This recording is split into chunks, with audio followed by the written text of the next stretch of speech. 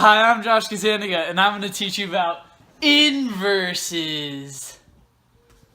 So the first step in finding an inverse is you have to substitute the x's for y's and the y's for x's. And in this case, the f of x would be a y, so you change that to an x, and then you would do 3y plus 5 over 2y minus 1. And since we want to get rid of the fraction, we multiply both sides of the equation by 2y minus 1. Alright, so that'd be x and then 2y minus 1 equals 3y plus 5. And these two would cancel. Then we distribute the x on the left side of the equation. So that'd be 2xy minus x equals 3y plus 5. And we want to get the x's on one side and the y's on the other side. So in this case, we would add the x to the other side and subtract the 3y to the other side. Alright, so you'd add the x, subtract the 3y, subtract the 3y. So it would be 2xy minus 3y equals 5 plus x. You bring this up here, and then what you need to do is you would take out the y, because that's what you're trying to get by itself. So that'd be y, and then 2x minus 3, and then equals 5 plus x.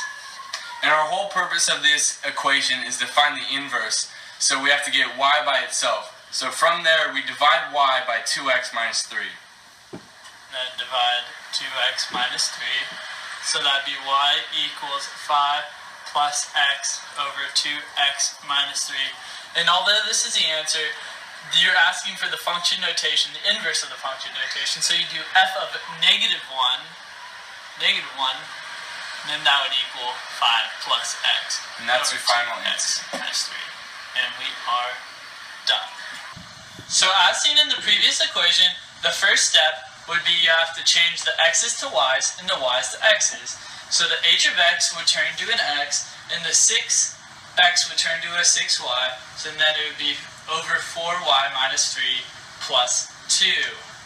So as we can see, there's a plus 2 on the right side of the equation.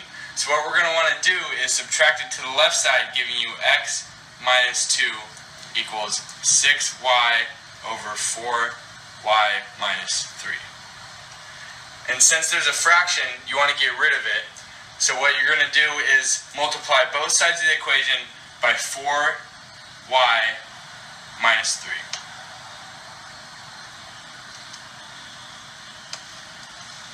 So either way, you can use the box method or the FOIL method, but in this case we're going to use the box. So you use x minus 2, 4y minus 3, giving you 4xy, negative 8y, negative 3x, and positive 6. So we'll bring that up here, giving you 4xy minus 8y minus 3x plus 6 equals 6y. Alright, from here you need to get the y's and x's by themselves. So in this step you would add the 3x to the other side, add the 6 to the, or subtract the 6 to the other side, and then you would subtract the 6y to the other side. So then on the left side, it'd be 4xy minus 14y equals 3x minus 6. Okay, and as we said before, you want to get y by itself. So from here we do y parentheses 4x minus 14 equals 3x minus 6. And so you want to get the y by themselves, so you'd have to divide 4x minus 14 by both sides. So it would be y equals 3x minus 6 over 4x minus 14. And you may think that's the answer, but as you can remember, you're trying to get the inverse of h of x. So then be h of negative 1 equals 3x minus 6. Although this is a log problem, the first step's always going to be the same. You're going to change the x's to y's and the y's to x's. In this case, you're going to change the h of x to x, that's going to be equal to 6, and 2y minus 1 minus 3. And like we did in our last problem, we're going to add 3 to the left side of the equation, giving you x plus 3 equals 6 to the 2y minus 1. Alright, and now you need to get the 2y minus 1 by itself because you need to get the y by itself at the very end.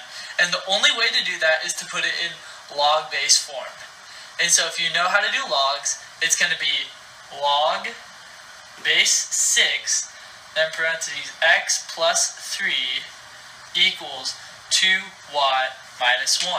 And the next step to getting y by itself is adding 1 to the other side of the equation. So add 1, so it would be log base 6, x plus 3 plus 1 equals 2y.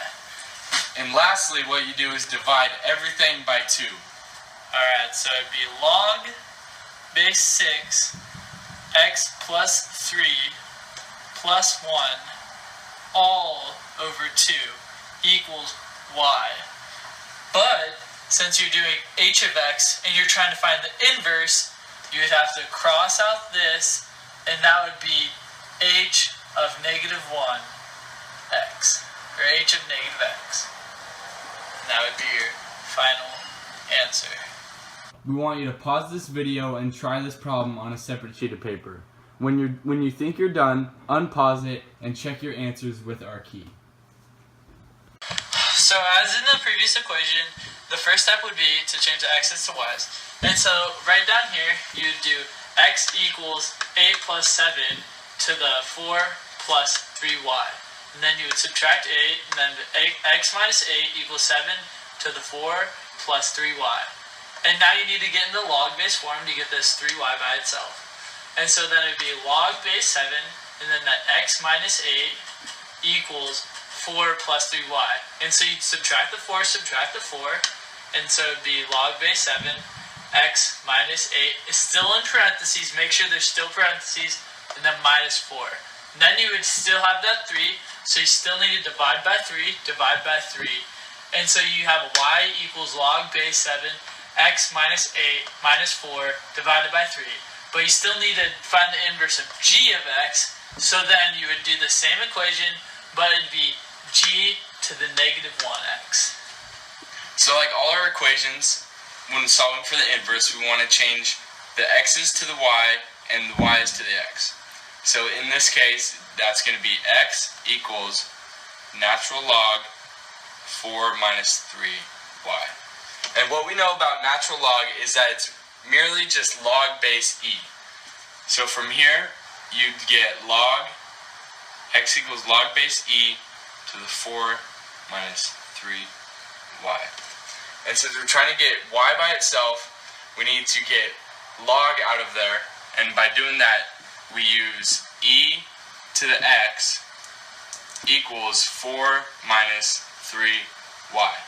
And again, subtract 4, one step closer to getting y by itself. E to the x minus 4 equals negative 3y. Divide by negative 3. And giving you, up here, y equals e to the x minus 4 over negative 3. And we aren't done because the notation is f of x, so we're finding the inverse of that. So f, negative 1, x, equals e to the x minus 4 all over negative 3. And that's the inverse for that.